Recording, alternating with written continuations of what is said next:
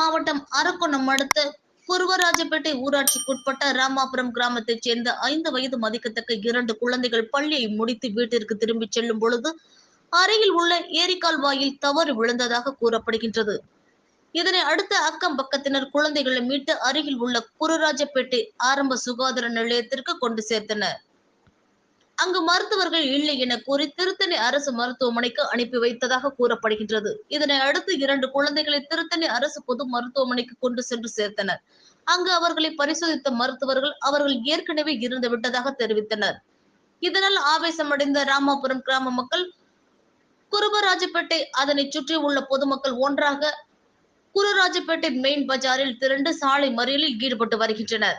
சம்பவம் அறிந்து விரைந்து வந்த அரக்கோணம் கிராமிய காவல்துறையினர் தீவிர பேச்சுவார்த்தை நடத்தி வருகின்றனர்.